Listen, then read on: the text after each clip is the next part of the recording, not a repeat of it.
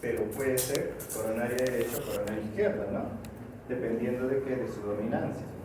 Por ejemplo, ahí dice, un paciente viene con infarto de cara inferior, perfecto, con dominancia izquierda, ¿qué rama creen que ustedes está afectada? La coronaria izquierda, ¿no? La circunfleja. ¿Ve? Entonces ya rápidamente dice por qué, porque les está diciendo que la cara, que la descendente posterior que nos irriga, la cara diafragmática está comprometida.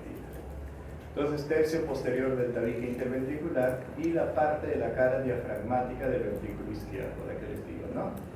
Entonces, ¿qué cosas hemos aprendido? Infarto de cara diafragmática. Infarto de cara diafragmática puede ser mayormente por coronaria derecha. Infarto de cara diafragmática, que si es por coronaria derecha, también nos va a comprometer ventrículo derecho. Y si es que es por coronaria derecha, también nos va a comprometer el nodo auriculoventricular. Entonces, si hay un infarto de coronaria derecha, va a haber infarto de cara posterior, ¿ya? De cara inferior, perdón, de cara inferior, un infarto de ventrículo derecho y un infarto del nodo auriculoventricular.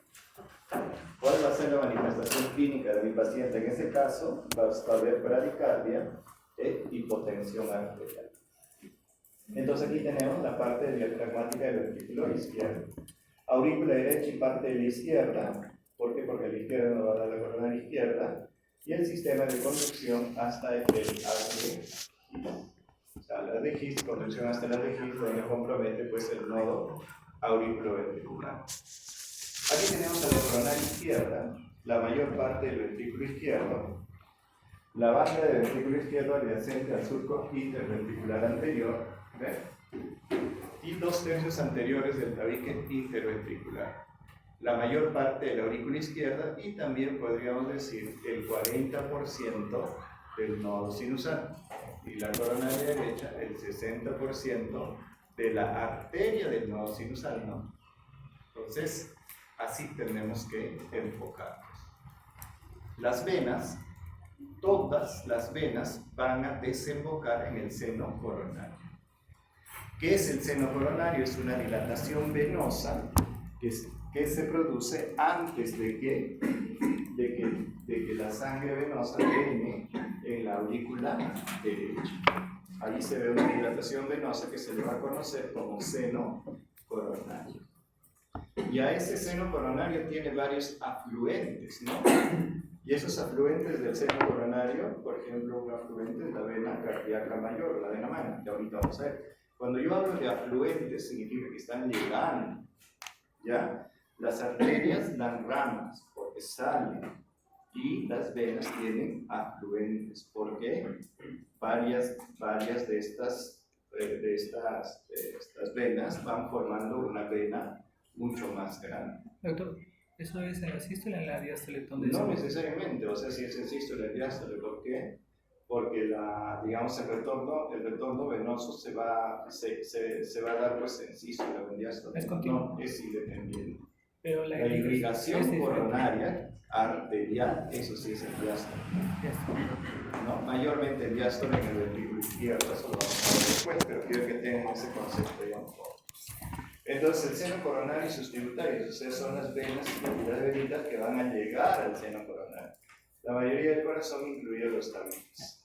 Las venas cardíacas anteriores, la región anterior del ventrículo derecho, y ahora veamos un poquito del drenaje venoso.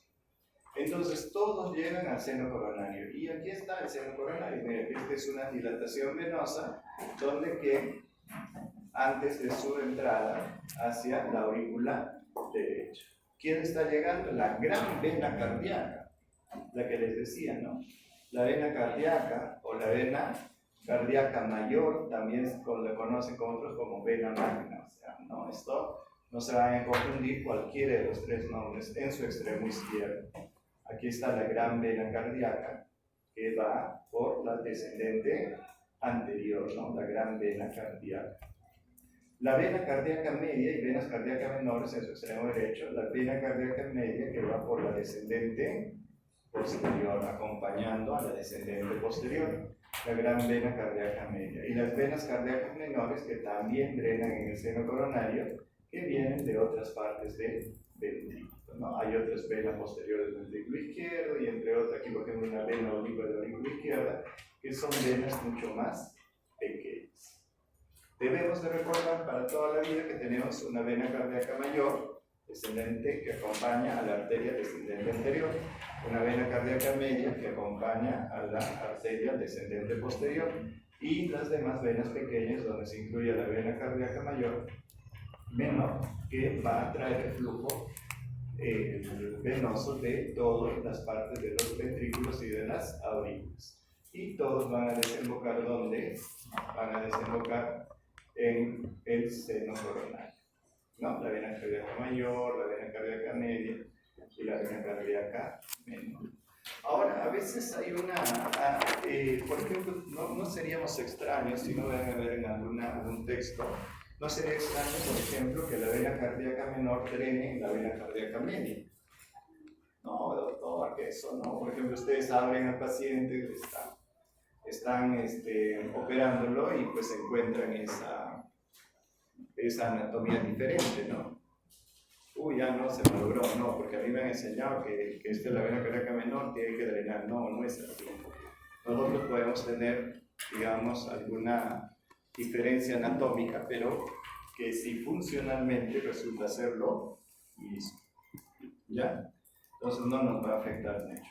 Entonces ustedes ven también en algún texto igualito, si la vena cardíaca menor drena en la vena cardíaca media, no se sorprenden. ¿Ya? Ahora, la vena posterior del ventrículo izquierdo y la vena oblicua de la aurícula izquierda, las que están acá, ¿ven? Aquí está nuevamente, vemos aquí el seno coronario. Aquí está la vena cardíaca media, que va a la descendente posterior, ¿no? La vena cardíaca pequeña o la vena cardíaca menor, ¿ya? Que mira, va siguiendo el surco coronario. Y el otro que es la vena cardíaca mayor. Aquí la que dice la que se viene de adelante, que es la gran vena cardíaca. Y la vena oblicua también que hemos visto de la aurícula. Y miren, algunos ya le ponen su nombre, ¿no? Por ejemplo, el doctor Marshall debe ser un anatomista que lo ha visto y dijo, no, esta venita nadie lo ha visto, le voy a poner mi sello, te vas a llamar vena de Marshall. Imagínense de aquí, hace unos 50 años, cuando ustedes aprendían anatomía, tenían que aprenderse sus epónimos, ¿no? Entonces el profesor venía y les decía, por ejemplo, en el examen práctico, le decía, a ver, reconóceme a la vena de Marshall. Es una vena de Marshall. No es complicado, ¿no? Entonces, cuando ustedes lean, por ejemplo, el Testit, que se escribe Testut, ¿han leído o han visto? El Testit es un libro de anatomía, pues que es así de gordo, ¿no? Entonces, son 3 libros de gordos, o 4 libros de gordos que te hacen toda la anatomía del corazón. Y hay un Testit que se llama topográfico y hay un Testit que es descriptivo. El Testit descriptivo es el que te dice, ¿no? La vena cardíaca menor tiene un diámetro de tanto y va de tal lugar, tiene el diámetro mayor, tiene una extensión, todo te describe, ¿no? Te describe tal cual. Pero el Testit topográfico te dice cuáles son sus relaciones con otras de la vena cardíaca. Entonces, si ustedes quieren leer, digamos, anatomía, pueden leer el Testit, ¿no? Creo que en la biblioteca, pero pues son libros gordos que ustedes van a leer aurícula izquierda, que son unos 10 hojas, nada más, ¿no? Entonces, ven, pues, es un mundo, ¿no? Bien, entonces hay otros libros ahora que son mucho más prácticos. Y cuando lean el Testit, lo malo es muchos epónimos. Muchos epónimos. Yo me acuerdo que cuando yo estudiaba, mi profesor decía, no, yo quiero que cuando me respondan del Testit, porque el Testit tiene influencia francesa en ese tiempo, ¿no? La medicina era francesa. Y pues a mí me habían regalado, para desgracia, me habían regalado un libro ruso, o sea, traducido, ¿no? Al español, pero ruso, ¿no? Entonces, obviamente, en esto de la Guerra Fría y en todo esto, los rusos le ponían su nombre. O sea, nombre, ¿no? Derecho, izquierdo, ¿no? Y cuando yo Yo no, así que al final tuve que desecharlo, ¿no? Y escuchar lo que me decía el profesor, ¿no? No. Ya, entonces vemos acá, ya, entonces vemos la irrigación coronaria de esta forma. Y vamos a ver la inervación del corazón. La inervación del corazón va a estar dada por un plexo, ¿no? Que se va a llamar plexo cardíaco. El plexo cardíaco, ¿por qué se llama plexo? Porque se van a unir dos, digamos, sistemas importantes, ¿no? El simpático y el parasimpático. Parasimpático por el vago y el simpático por una cadena torácica que va hasta T4, de T1 a T4, o de T2 a T4. Ya algunos dicen a T5. Entonces, este es el tronco simpático, la cadena simpática, que va a dar ramas para el plexo cardíaco. Y el nervio vago también va a dar ramas para el plexo cardíaco. Estas ramas que dan al plexo cardíaco se van a dividir y van a inervar cada uno a porciones diferentes del corazón. Entonces, por ejemplo, aquí tenemos la cadena simpática que va de T1 a T5, de T2 a T5, de T1 a T4, ¿no? Dependiendo, pero por esta extensión va. Y nos va a dar ramitas que van a inervar a la pared del ventrículo izquierdo. Recuerden eso. A la pared del ventricular, no del ventrículo izquierdo, a la pared ventricular, derecho o izquierdo. Van a inervar a la pared de la aurícula, izquierda y derecha. Van a inervar al nodo sinusal, al nodo sinoauricular. Van a inervar al nodo auriculoventricular. Como acá, mira, nos dice este verdecito, nos dice que inerva acá y va a inervar las porciones ventriculares y auriculares. Por lo tanto, si es que inerva la cadena simpática, son un grupo de nervios estimulantes, que va a significar que cuando se activa, va a estimular al corazón, porque estimula la actividad del nodo sinusal y del nodo auriculoventricular, y el corazón va a entrar en taquicardia. O sea, ¿qué significa? Va a aumentar su frecuencia cardíaca. Entonces, cadena simpática es igual a incremento de la frecuencia cardíaca por activación del nodo auricular, nodo sinusal y el nodo auriculoventricular. Perfecto, ¿no? Entonces, ahí me quedo. En cambio, y eso se le conoce también, eso anótelo, como efecto cronotropo positivo. Eso también se le conoce como efecto cronotropo positivo. El otro efecto es de la cadena simpática que actúa directamente sobre el músculo ventricular. Por lo tanto, como es un estimulante, ¿qué es lo que va a hacer? ¿Lo va a hacer más pesado o le va a dar mayor fuerza? Le va a dar más fuerza, ¿no? Le va a dar mayor potencia, mayor capacidad de contracción.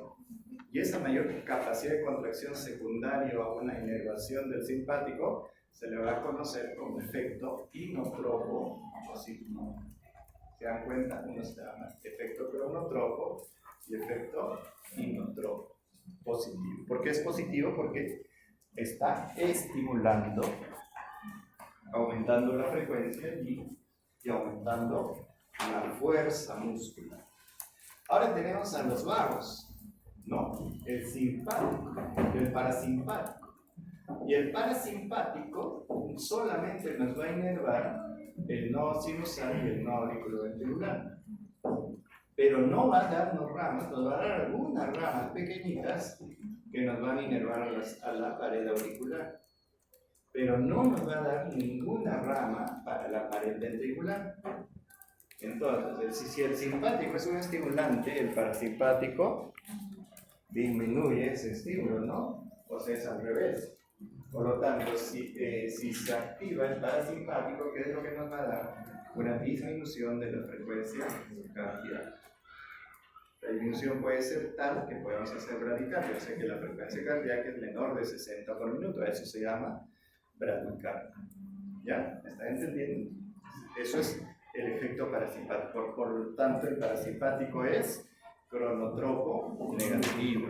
pero no es inotropo negativo, porque no me está dando ramas para la pared del ventrículo. ¿No? ¿Se están dando cuenta? Entonces el parasimpático es cronotropo negativo y el simpático es cronotropo positivo e inotropo positivo. Dos cosas bien claras.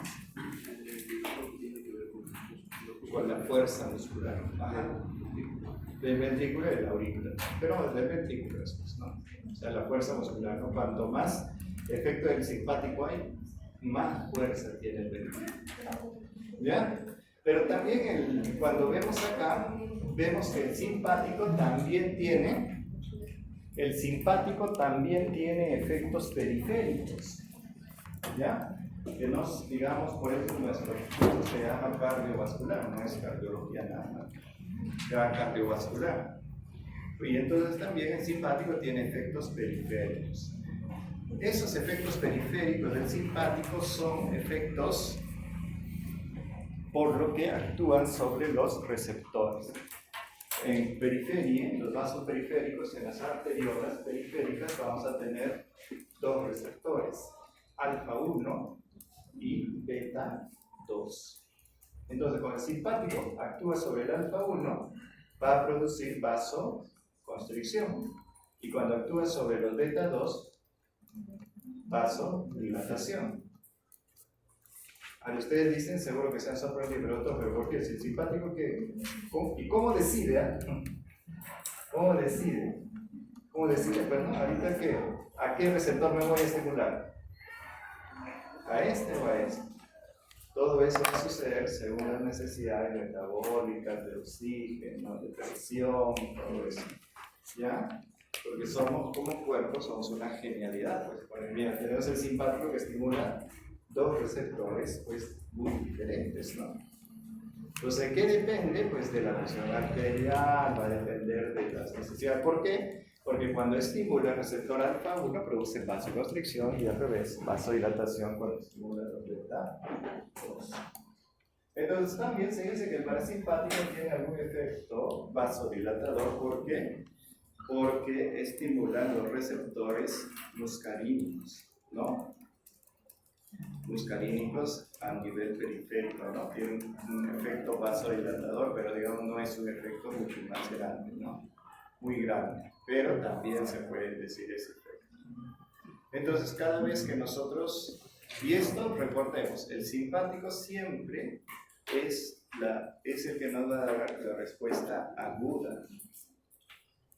Entonces, por ejemplo, si ustedes comienzan a que les baja la presión por cualquier motivo, ¿quién se activa rápido? El simpático. Cuando ustedes se paran de la cama, bruscamente, ¿quién se activa? El simpático. ¿Tienen sus abuelitos vivos? La mayoría debe tener encima. Si hay alguno que tiene más de 75 o 80 años, para lo brusco. Vas a ver cómo se desmayan. ¿Ya? No, bueno, para. Perdón. ¿Por qué? Porque en ellos tienen disautonomías por la edad, pues, ¿no? Entonces el simpático no actúa tan rápido y ¿qué va a suceder? Va a tener disminución de la irrigación cerebral del abuelito. Por eso es que cuando ustedes sean médicos, una cuestión importante es lo que tienen que decirle a los adultos mayores: señor, cuando usted se va a sentar, se va a parar de su cama, se me sienta, se sienta al borde, se queda un ratito y después se me para. ¿Ya? Pero si no es la medicina, no es pues ya darle una receta o medicamento, sino es mucho más complejo, ¿no? Hay medicamentos, por ejemplo, que usan para la próstata, ¿no? Que son inhibidores del alfa 1. O sea, no les produce vasoconstricción. Entonces, como no les produce vasoconstricción, está vasodilatado, entonces están con la presión bajita. Entonces, ¿qué va a suceder? Que el abuelito, cuando se para, ¿qué va a suceder? El simpático se activa, pero como ha bloqueado al alfa 1, ¿qué va a pasar? Nada, pues no produce vasoconstricción, por lo tanto, ¡pum!, se desmaya. Entonces, miren, ¿qué es lo que se hizo? Se les dice a los abuelitos que sufren de la próstata que estos inhibidores alfa 1 para la hipertrofia de la próstata se le debe dar antes de que se duerma. Ya le dice, cuando estás echadito en tu cama, ponte tomas. ¿No? Ya, y al día siguiente ya va metabolizando y ya va mejorando el agua. ¿Ven? Cosas así tan simples que ustedes tienen que saber cómo prescribir un medicamento. Y mira, yo he metido los receptores también. ¿Ya han llevado fármacos? ¿Están llevando? ¿Han llevado? ¿Ya han hecho receptores, no? Sí, ¿no? A que no se acuerdan, ya no es mi lío, pero ya han hecho sus receptores. ¿Listo? Bueno, gracias y vamos a hacer la siguiente clase. Doctor, disculpe, ¿la dominancia tiene que ver solamente con la irrigación de la cara inferior o tiene que ver también con la irrigación del tabique? Obviamente con la irrigación del tabique. No, más que la irrigación es quién da la rama descendente posterior. O sea, ¿quién da? ¿No? Si la rama posterior, la rama interventricular o la descendente posterior me va a dar la coronaria derecha, se va a hacer dominancia derecha, ¿no? No, por eso, si la dominancia es izquierda, quiere decir que también parte de la coronaria izquierda irriga también el tabique, pero por la parte posterior. O sea, son dos cosas, tanto cara como tabique. Ya. Tabique, ventrículo, todo lo complejo que sale de esto. Pero el concepto es eso, ¿no? ¿Quién da rama de qué es la descendente posterior? ¿Y a qué patologías daría paso esa dominancia? En caso de ser ¿A qué patologías? Ni siquiera confundiría. Es normal que cuando tienen dominancia izquierda, dominancia ¿Y no confundiría eso en un electrocardiograma o algo? No, pues está normal. Si tienes codominancia, igual eres de normal. O sea, tienes Silencio. Ya pasó porque. Ya. Vamos ahorita a ver circulación y vasos sanguíneos. Circulación y vasos sanguíneos. Esto también es bastante descriptivo, nada más, no es mayor cosa. Entonces, cuando nosotros hablamos de circulación, vamos a hablar pues de una historia bien larga, pero fíjense, en 2650 antes de Cristo, y si no tenemos 2023 años después de Cristo, imagínense nuestra historia, pero al revés. No, 2650, no, pero usted ya no existe, yo tampoco veo menos, ¿no?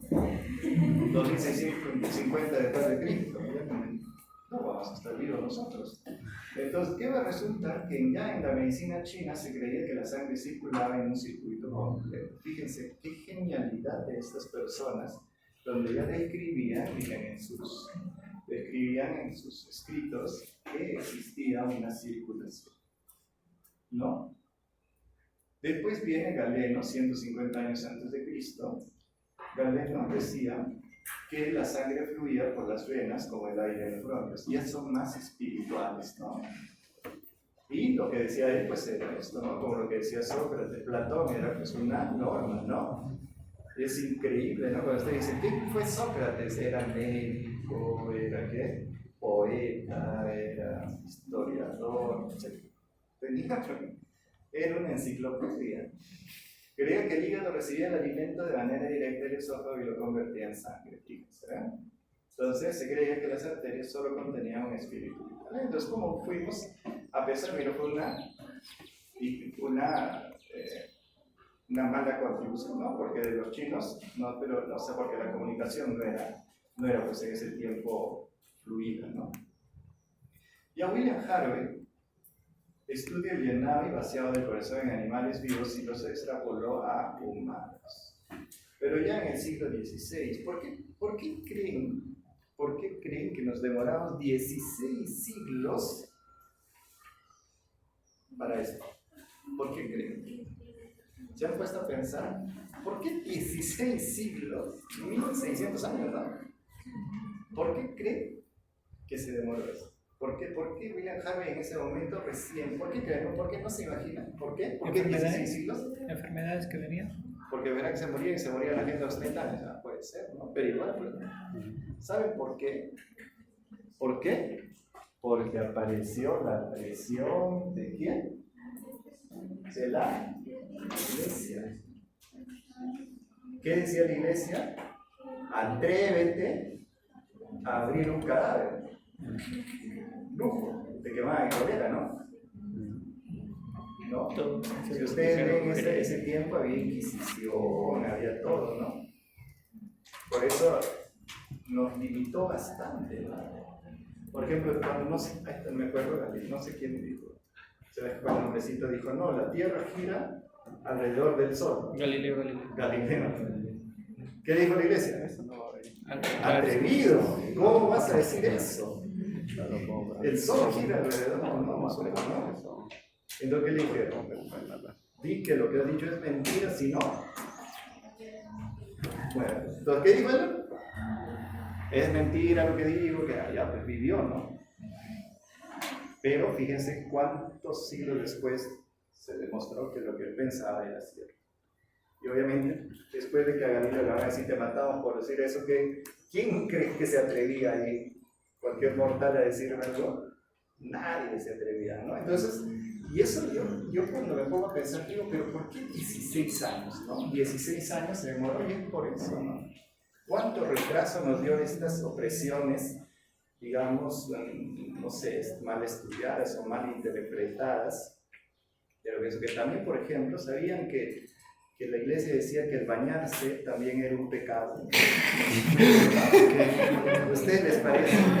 En la Edad Media. ¿Y por qué? Es que es eso, pues, esa es la mala interpretación, porque de aquí de algún sacerdote, un cura, un obispo, un papa, no sé quién, interpretó, pues, que el bañarse, ¿no? Entonces, ¿qué andaba la gente? Pues, yo no me atreví, o sea, si alguien me dice, pues no te vas a quemar en el infierno si te bañas, si no te bañas, ¿no?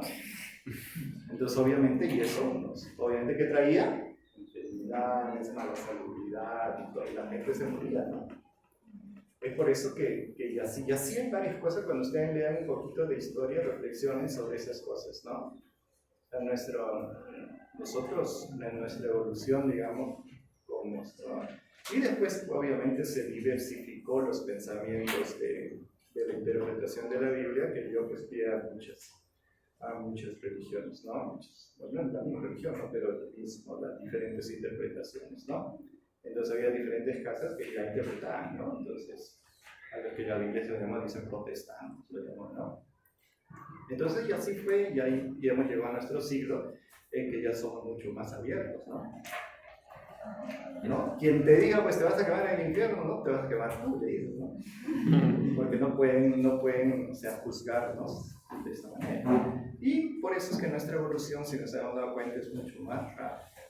Y miren, 16 siglos después, a propósito de lo que estamos hablando, 16 siglos después ya estudiaba William Harvey, nos decía, ¿qué es lo que hizo este señor, este doctor? ¿Qué es lo que más hace? Hizo un torniquete aquí en el brazo. ¿Y qué es lo que hizo? En el brazo se formó, cuando ustedes le ponen, ¿se acuerdan? Cuando se van a poner vía o cuando se van a sacar sangre, les ponen un torniquete, ¿no? Y dilató las venas, ¿no? Y al dilatar las venas, agarró y presionó esta vena, este extremo de la vena, y el otro lo desplazó hacia el otro extremo. Y se formaron, pues, estos nódulitos que eran las válvulas, ¿no? Que nos ayudaban al desplazamiento de las venas en contra de la gravedad. ¿Ven? Y esto, pues, lo presentó en una reunión médica y, pues, obviamente tuvo mucha aceptación, ¿no? Imagínense una cosa tan sencilla que lo presenten, ¿no? Pero a pesar de eso, ¿qué decía? Dice, el corazón bombea más sangre en media hora de lo que hay en todo el cuerpo. No se consume comida suficiente para explicar la producción continua de tanta sangre. Miren, o sea, también, ¿no? Y la sangre regresa al corazón en lugar de consumirse en los órganos periféricos. ¿Nosotros qué nos parece? Nos genera una sonrisa, ¿no? Pues, ¿sí? No, pero mira, ¿qué está hablando? Y obviamente en ese tiempo sí, ¿no? En ese tiempo sí. Lo único que extrañaría en este tiempo, ¿saben qué? ¿Saben qué es lo que extrañaría? Que sí podían agarrar un perro y un gato para experimentar sobre eso. Pues, ahora, por ejemplo, si agarran un gato, toda la sociedad defensora de los gatos viene y el tío te hace la casa. Un perro menos, ¿no? No, ya ni siquiera quieren, ¿no? Porque los que quieren que los pertenecen. Por eso le digo, de ese tiempo ahora, ¿no? Los únicos que no tienen defensores, ¿quiénes son? Las ratitas y los sapos, ¿no? Después ratas, ¿no? Los van echando. Y a los sapos también, ¿no? De banda, ¿no? Esos son los únicos que no tienen defensores. Y después ya se vio en el tiempo, se hizo estudios histológicos donde se vio que teníamos en la circulación dos porciones, ¿no? Las arterias y las venas. Entonces aquí están la ruta circulatoria que ustedes ya conocen, una ruta arterial y una ruta venosa. El esquema de circulación, por si acaso, esto les voy a decir antes que sigan viendo, esta es una lámina que lo he tomado de una de las clases del doctor Segura. Ustedes van a decir, ya, copió, ¿no? Que me pareció bien curioso lo que el doctor en su clase lo puso. Y ustedes van a después le va a dar una sonrisa también. Mira, ¿dónde empieza la circulación? En la aurícula derecha. Y de ahí va el ventrículo derecho. Y de ahí nos va la arteria pulmonar. ¿Estamos así? Bien, listo, ¿no? De la arteria pulmonar regresa a los pulmones, con las venas pulmonares. ¿Hacia dónde regresa? A la aurícula izquierda. Y de la aurícula izquierda, ¿hacia dónde se va? A la aorta, pues, ¿no? Al ventrículo izquierdo, perdón. Y de ahí se va hacia la aorta. Y de la aorta se va a todo el cuerpo, ¿no? Y de la arteria aorta. Entonces aquí está su contribución del doctor Segura, que pone para todo el cuerpo. Miren. Es su contribución del doctor Segura. Antes de empezar la lámina, les he dicho que es el doctor Segura. Entonces esto va y se va a todo el cuerpo. Y todo el cuerpo retorna hacia la vena cava superior e inferior y nuevamente. Por eso se llama circuito, circulación. Y es una circulación cerrada, pues, ¿no? Porque las arterias van seguidas de las venas, de las arterias, y esto es una circulación cerrada. Entonces, desde secundaria se conocen de lo que es la circulación mayor y la circulación menor. No, la circulación mayor es la circulación sistémica y la circulación menor es la circulación pulmonar. Entonces acá les dice sangre venosa y sangre arterial.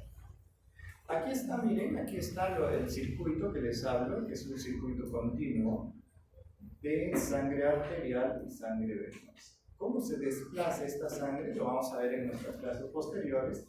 Pero que aquí podemos sacar algo. Se desplaza por diferencia de presiones.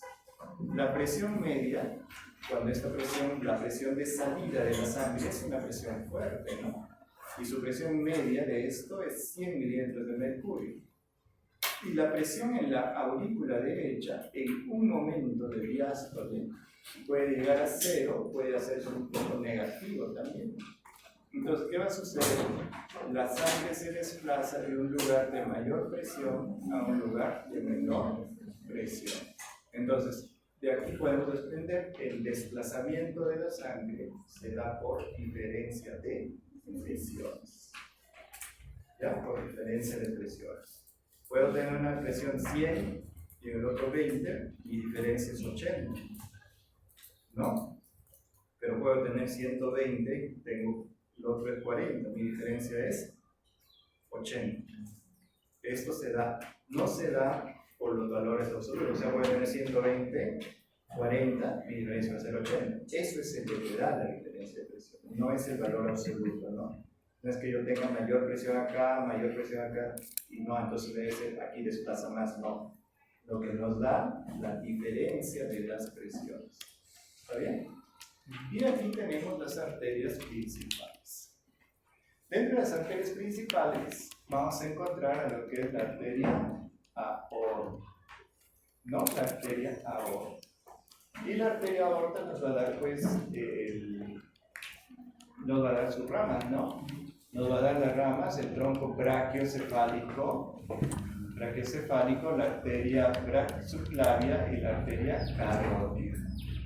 ¿Ya? Ahorita vamos a ver. De ahí, bueno, de ahí nos va a dar las arterias, por ejemplo, esta arteria que es importante, la axilar, y esta es una arteria que es importante, que es la arteria braquial. ¿Por qué es importante esa arteria braquial? Es porque en ese lugar tomamos nosotros la presión arterial, ya, justamente en la arteria braquial. Después viene la radial y la cubital, ya. Después en el otro lado, después viene la arteria, aquí está el callado se va hacia la región posterior y nos da la arteria aorta descendente, ¿no? Que puede ser aorta torácica descendente o aorta abdominal. Aorta abdominal. Y nos van a dar las ilíacas, ¿no? Ilíaca derecha, izquierda y todo. Entonces, estas son las arterias principales. Y estas arterias principales, pues ya lo hemos conocido, ¿no? La aorta es una arteria principal. Y como arteria principal nos va a dar una salida, ¿no? Un inicio y un final, ¿no? Del callado. ¿Por qué crees que se llama callado? También se puede pensar. Por la forma. Por la forma, pues, ¿no? Al bastón, el bastón tiene su callado. No, así, ¿no? Así, por eso sí, el callado, ¿no? Por eso se llama callado de la aorta también, ¿no? Por eso es un bastoncito. Aunque ahora ya no hacen bastón por callado, ¿no? Ya es una bolita que lo visto, ya no está. Pero en los bastones antiguos era un callado. Y aquí vemos. Entonces, esta línea, ya les hemos hablado el día de ayer, la que bifurca y todo esto. Y aquí vemos, ¿no? La aorta. Y vemos, y ustedes se van a dar cuenta que incluso algunas personas me dicen que la aorta nos da un tronco brachiocefálico derecho y nos va a dar directamente de la aorta, nos va a dar la subclavia izquierda y la carótida común izquierda. Entonces ustedes escuchan a algunas personas dicen, no, la mejor presión arterial es en el lado izquierdo. ¿Por qué? Porque es una presión directa del corazón. Pero es falso, ¿no? En los dos se miden las presiones, ¿no? Puede haber una diferencia de algunos números, pero no es una diferencia amplia entre las dos presiones, ¿no? Por eso que la presión arterial se mide en los brazos. Doctor, disculpe, ¿hay alguna relevancia del hecho de que en la parte en la parte derecha hay un tronco brachiocefálico, pero no en la parte izquierda? No hay relevancia, por eso te digo. Por eso esta es una disposición anatómica normal que tenemos nosotros. O sea, simplemente es así. Es así, ¿no? O sea, no es que aquí, por eso les decía, ¿no? Algunas personas dicen que si yo tomo la presión arterial en el lado izquierdo, mira, porque se desplaza directamente por la subclavia izquierda, ¿no? Entonces diría, pues no, es una presión directa del corazón. Pero no, si hacemos una digamos, por física vemos las presiones por vasos, no, casi es la misma, ¿no? Entonces de aquí nos va a salir la arteria aorta, ya les dije, el tronco brachiocefálico derecho, ¿ya? Y bueno, ya estamos. De ahí viene la aorta torácica y la aorta abdominal que perfora el diafragma. Aquí vemos, aquí lo que su compañero justo el día de ayer nos preguntaba, y vemos acá cómo se va a desplazar. Miren, aquí está el vago, va bajando y aquí hace como un calladito pero invertido, ¿no? Y esto aquí está el nervio vago y aquí va a salir el nervio recurrente laríngeo. ¿Ya? Aquí va a subir y va a ascender el nervio recurrente laríngeo. Aquí está el nervio recurrente laríngeo. Asciende. ¿Ya? Entonces el nervio recurrente laríngeo es una rama del nervio vago. Aquí está el ligamento arterioso, que también les dije que es un rezago de una comunicación fetal. Y algunos dicen, pues, ¿no? Que y esto también no va a variar si el concepto, por ejemplo, dicen, la arteria pulmonar, ¿qué es esta? Izquierda, ¿no? Y esta es la derecha. Entonces, en algún texto pueden ser muy tajantes y decir, el ligamento arterioso viene de la arteria pulmonar izquierda hacia la aorta.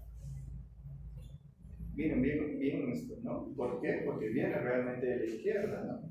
Pero si es que ustedes se encuentran en una disección anatómica, encuentran que el ligamento arterioso viene de la arteria pulmonar común, ¿somos extraños? No, no somos extraños. ¿Por qué se dispuso justamente en ustedes así o en el paciente? No se sabe. ¿Ya?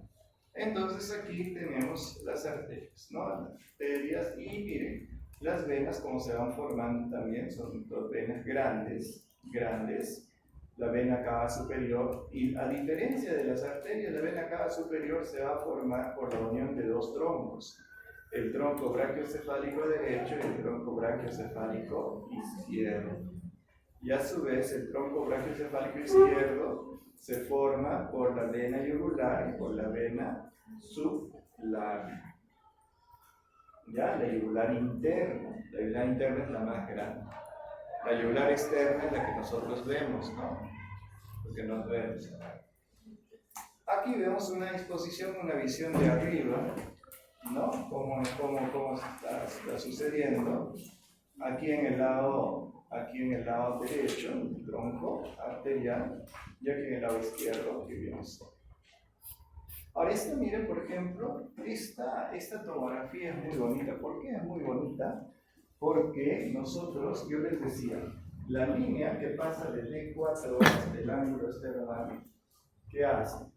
Es una línea, separa que el superior del inferior. ¿Qué más hace? Se ve que la tráquea se divide. ¿Ya? ¿Qué pasa? Que la arteria pulmonar asciende y se divide. ¿Ven? Es el inicio del callado y el final del callado. ¿Ven? Todos esos, ¿cómo lo hacemos? Lo traducimos acá. Acá, por ejemplo, aquí miren, ¿ven? Aquí lo ven acá, un ojito y otro ojito. Este es el bronquio derecho y este es el bronquio izquierdo. Entonces, justamente en este momento, ¿qué está sucediendo con la arteria pulmonar? ¿Qué está sucediendo? Se está dividiendo, está bifurcándose. Y lo que ven acá es justamente la arteria pulmonar. Y aquí es su representación con contraste, ¿no? Aquí también, miren, aquí está formándose la arteria pulmonar. Y lo que ven acá, pues justamente es un tronco, ¿no? Eso ya lo ven. Aquí también ya se dividió. Miren, aquí hay un ojito, otro ojito, y se está formando la arteria pulmonar. Que aquí sería la arteria pulmonar derecha y la izquierda aquí está formándose. ¿Ven? En dos momentos diferentes. Pero ¿cuál es el detalle? Esto. Que justamente cuando vean que, por ejemplo, cuando ustedes vean y siguen una tomografía, lo siguen, ven la tráquea, y en un momento la tráquea se divide. Y eso es lo que se ve en la tomografía. Y en el momento que se divide la tráquea, se desplazan y ven cómo se formó las arterias pulmonares. ¿Y de dónde sale eso? De un concepto anatómico. ¿Ven? Doctor, entonces, ¿las tomografías siempre van a venir desde una vista inferior? Claro. Tú estás cortándolo así, ¿no? Ahí. Ajá, estás cortándolo ahí. Estás cortándolo y mirándolo de abajo, ¿no? Estás cortándolo así, con rabanaditas.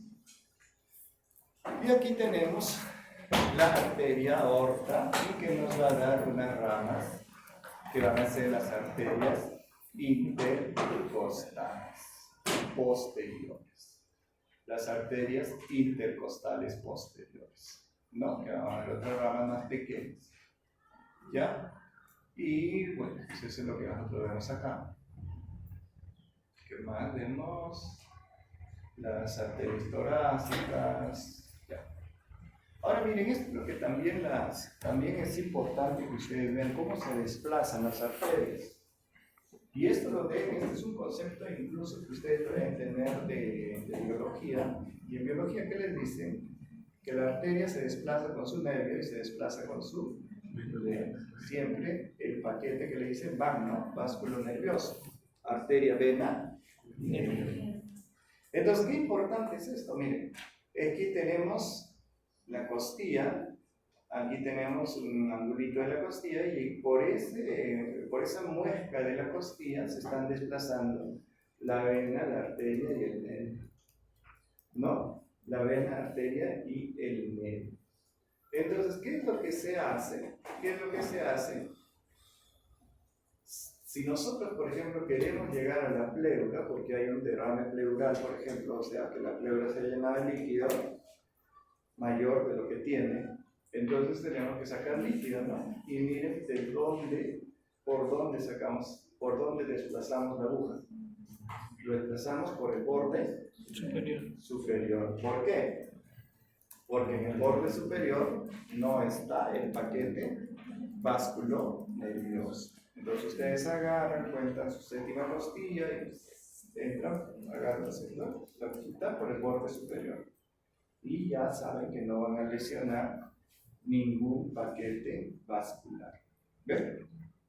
Eso es importante, no van a entrar por abajo y resulta que les va a sangrar el paciente.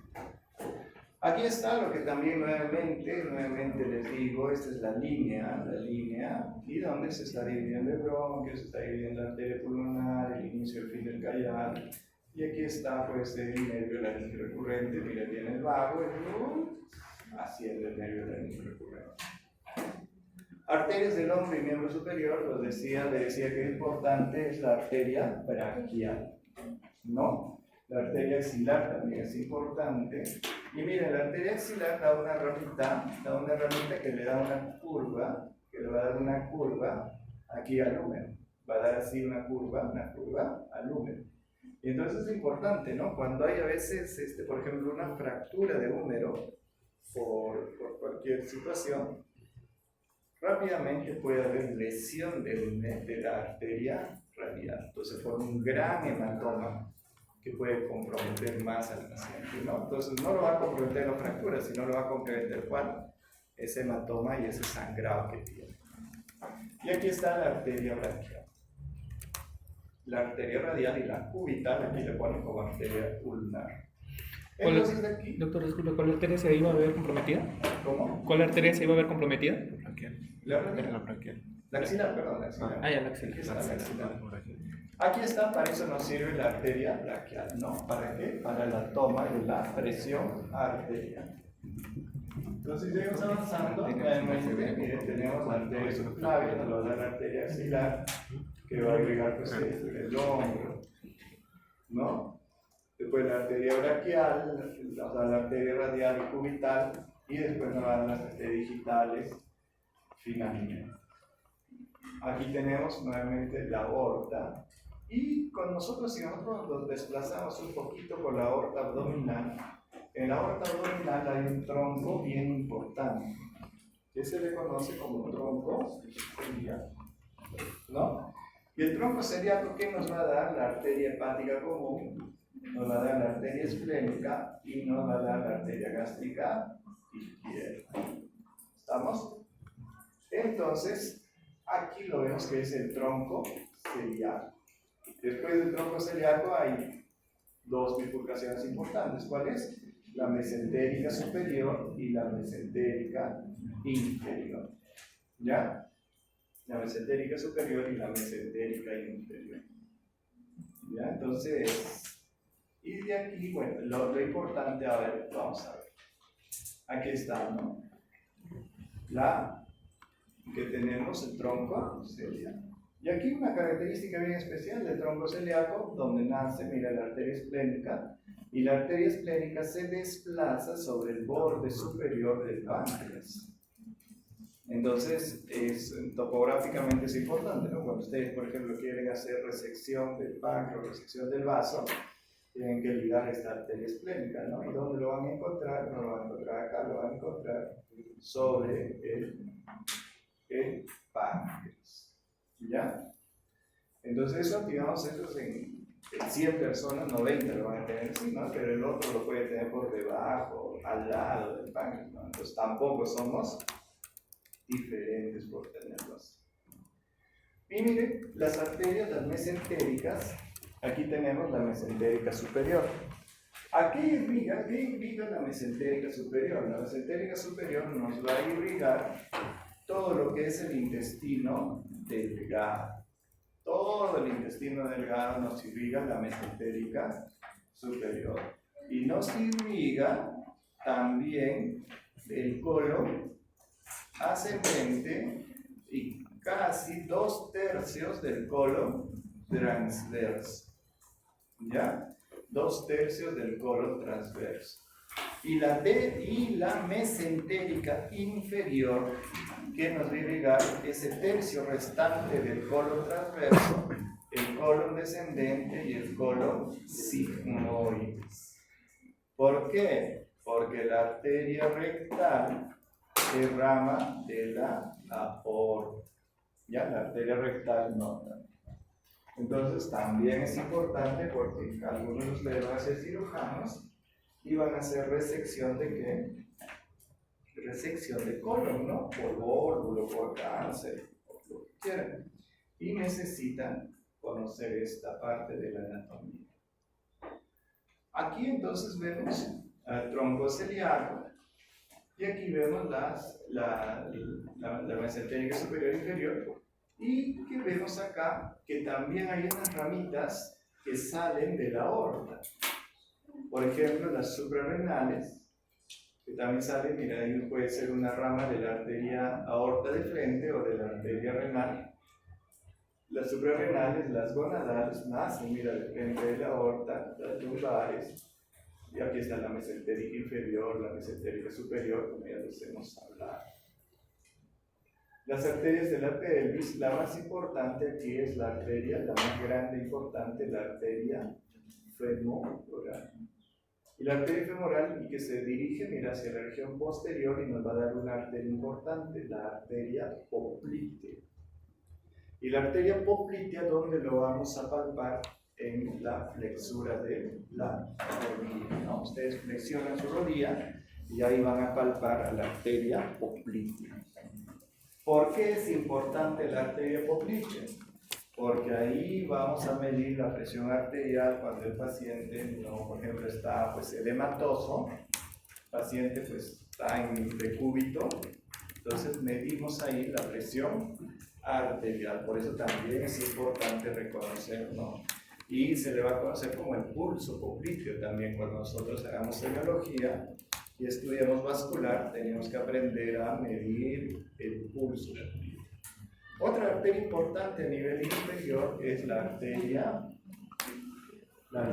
pedia. La arteria pedia, ¿no? ¿Por dónde va la arteria pedia? Por el dorso del pie.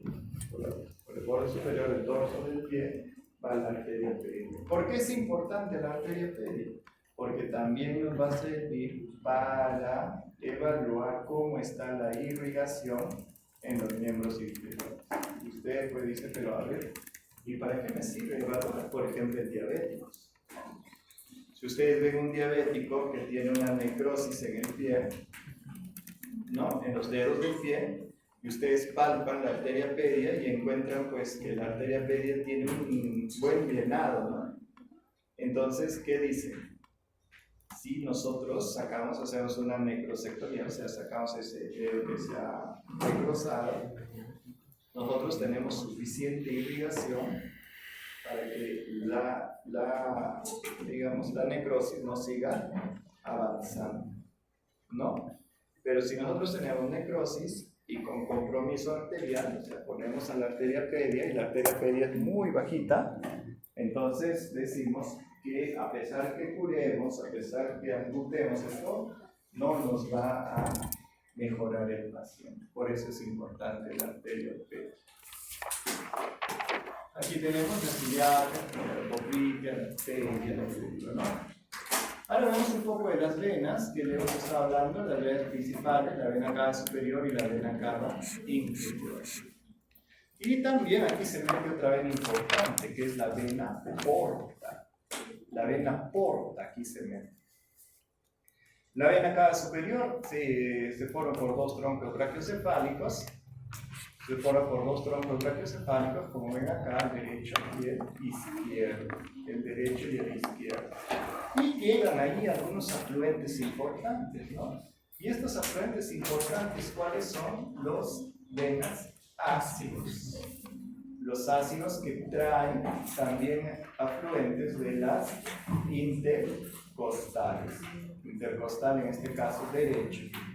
Y las venas hemiácidos traen sangre ¿de dónde? De las intercostales izquierdas. ¿No? Pero el cuerpo es bien curioso, ¿no? Bien curioso, miren la disposición que tiene. Por eso podría haber sido diferente también. Y bueno, aquí los vemos. Aquí están las venas de la cabeza y el cuello. Y esto aquí también es otra cosa importante. Aquí en las venas del cuello tenemos dos venas importantes, la yugular interna y la yugular externa. A la yugular interna, que se junta con la subclavia y van a formar el tronco brachiocefálico. Y la yugular externa, que termina ¿dónde? En la subclavia. Miren, la yugular externa termina en la subclavia. ¿Ya? ¿Por qué es importante la vena yugular? Porque es un lugar donde los intensivistas, los emergenciólogos pueden poner catéteres venosos. Entonces ponen esos catéteres venosos para pasar volumen, para pasar medicamentos, para pasar sangre, ¿no? Entonces que van directamente hacia la aurícula derecha. Ya, esto es súper importante. Entonces quien se quiera matar, dice, no, me va a cortar el cuello por qué. ¿Qué se corta? La yugular externa, nada más, ¿no? ¿No? Y mírate, vuelve conmigo, nada. Nada, depresiones y nada más, ¿no? Y dicen dos. Sí, si me quieres, córtate hasta la yugular, pero la externa. Ahí sí, eso sí va a ser una demostración de cariño. La yugular interna. La yugular externa no mucho, ¿no? Ya, pero igual. Y después de aquí están viniendo otras venas de la cabeza, ¿no? Aquí también va a venir las venas de la tiroides. Ahora miren, también es importante, miren esta relación y lo simpático que hay. Este es un tumor mediastínico, o sea, en el mediastino está. Este tumor mediastínico, ¿qué es lo que está haciendo? Miren, está comprimiendo ¿a quién? Está comprimiendo a la vena cava superior. Como comprime a la vena cava superior, ¿qué es lo que está pasando? El desplazamiento de la sangre, ¿qué es lo que se hace? Se retarda, ¿no? Al retardarse el desplazamiento de esa sangre, estas venas, ¿qué sucede? Se dilatan. Y al dilatarse, ¿qué sucede? El brazo se hincha y aparece en circulación colateral. Y también, miren, aquí está la yugular interna y la yugular externa. Miren, ven, todo el recorrido de la sangre no es que esté retornando, sino es como si aquí esto fuese la autopista, y en la autopista pues un grupo de carros se paran y solo dejan pasar, digamos, un carril, ¿no? Entonces, ¿qué va a pasar con todos los que vienen atrás? Al principio van a ser 2, después 3, y como en Perú somos tan partidos, hasta 5, ¿no? En vez de respetar solo 2, entonces así bonito, ¿no? Se viene la sangre, se desplaza así. ¿Y qué va a suceder? Obviamente, demasiado volumen de sangre es incremento de presión hidrostática, y eso es edema. Entonces, ¿cómo se manifiesta eso? Con hinchazón de los miembros superiores, hinchazón de la cara y los miembros superiores. Y esto se conoce como el síndrome de vena cava superior. Y este síndrome de vena cava superior se le conoce como una emergencia oncológica. Apenas ustedes ven este síndrome de vena cava superior, este paciente puede colapsar lo más pronto. Aquí tenemos dos venas importantes, la vena cubital mediana, la vena basílica y la vena cefálica, que se va por la superficie externa, superficie interna, la basílica. Y miren esta vena medial cubital. ¿Por qué es importante esta vena medial cubital? ¿Por qué? Porque esto está en la flexura del codo. Porque aquí nos permite poner los catéteres más gruesos. Ustedes han visto las agujitas y hay por números, ¿no? 21, 18, 14. Entonces, cada vez que se va diciendo, por ejemplo, el 18 es así de largo y de delgadito, y después el 14, el 16 es un poquito más, no es tan largo, pero es mucho más grueso, y el 14 es más cortito, pero mucho más grueso. Entonces, ¿para qué me sirve cada uno? Entonces, eso también es un poco digamos, de conducción de fluidos, ¿no? Entonces, ¿qué dice? A mayor diámetro, ¿qué? Mayor volumen. Y a menor longitud, menor resistencia. Por lo tanto, yo puedo pasar grandes volúmenes. Entonces, si un paciente está hipotenso o está sangrando, ¿ustedes dónde le tienen que pedir a la enfermera que canalice? Una vena radial cubital o en el coronón. ¿Entienden? Entonces ustedes tienen que pedirle eso a la enfermera. ¿Por qué le digo pedirle eso a la enfermera? Porque nosotros como médicos no somos tan hábiles, ¿no? Los anestesiólogos creo que sí son hábiles, pero después de los demás médicos son torpes poniendo vías. Torpes, ¿no? Las enfermeras son una genialidad poniendo vías. No, y saben esta anatomía también, ¿no? La enfermera le pone la vía, pero dice, ¿qué vena? No le importa, no, ¿cómo se llamará? Pero el detalle que va para acá. Y no le importa. Lo importante es que encuentre su vena y no le importó el nombre ni nada. Y aquí lo dice. Las venas. Ahora, esta es otra de las cosas que nos llaman la atención. Aquí está la formación de quién? De la vena porta. La vena porta se va a formar por dos venas, la vena esplénica y la vena mesentérica superior. Ya se van a decir, no, pero el libro dice que la vena porta se forma por la mesentérica superior y la vena esplénica que se junta con la mesentérica inferior y nos da un tronco y esto. Bueno. Pero para efectos del examen, por favor, vena esplénica y vena mesentérica superior. Ya no va a estar acá un libro donde busca aquí la vena mesentérica inferior, lo pone acá. ¿Ya? Pero esto es para los efectos del examen. Esto nos va a dar la vena, nos va a dar la vena porta. Y la vena porta es una vena importante porque toda la sangre de los intestinos, de la sangre esplánica, o sea, del abdomen, van a llegar hacia ¿dónde? Hacia el hígado, ¿no? Y el hígado es un lugar de detoxificación, de tratamiento de fármacos y de muchas cosas. La vena cava inferior, y en la vena cava inferior van a llegar, va a llegar acá las arterias, las venas en el lado derecho, las venas suprarrenales van directo a la vena cava inferior, aquí la vena renal, ¿no?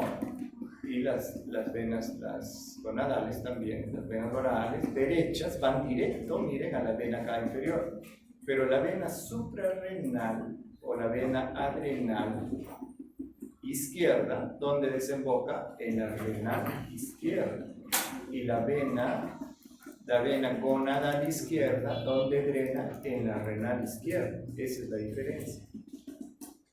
O sea, en las venas la diferencia va a ser cómo es su drenaje. Su drenaje es directo de los del lado derecho y drena a la arteria renal los del lado izquierdo. Y la relación del uréter también, ¿no? Aquí está el sistema portal, ya les dije, ¿no? La vena esplénica, y miren la vena aquí, la mesentérica superior y la mesentérica superior y la mesentérica inferior, ¿de dónde drenan la sangre? Casi es parecido a lo que es a la arteria. Entonces viene aquí, miren, esta es la mesentérica superior, y esta mesentérica superior, miren, ¿de dónde saca la sangre? ¿De dónde drena la sangre? Del intestino, de la descendente superior y del transverso. Y la mesentérica inferior del colon, del sigmoide, del colon descendente y parte del colon transverso. ¿no? Y van a drenar donde en la vena esclénica. Y estos van a formar a la vena porta. ¿Ya? La porta que va a llegar. Venas de la pelvis, las ilíacas, que son las importantes. Y hay unas venas, una vena profunda, por ejemplo, es la vena femoral. Y esta vena femoral es muy sensible, ¿no? ¿Por qué? Porque los trombos que se forman pueden obstruir esta vena femoral. Y la obstrucción de esta vena femoral va a suceder lo mismo que como vimos anteriormente, ¿no? Se obstruye, ¿y qué pasa con la sangre? Igual se detiene su desplazamiento, y al detenerse se hincha el miembro inferior. Aquí tenemos las venas popliteas y todas. Bueno, ahora, y esta era una clase, pero lo vamos a hacer por exposición. Esto se lo va a dejar para que expone célula cardíaca. ¿Ya? Entonces va a tener una orientación para su exposición. Del día viernes voy a coordinar con el delegado para ver si es que nos reunimos o cómo vamos a hacer, ¿ya? ¿Dónde puedo averiguar sobre el tema de no? ¿En qué libro? ¿Al menos? ¿Ah? Gracias, yo te sigo. Ya está.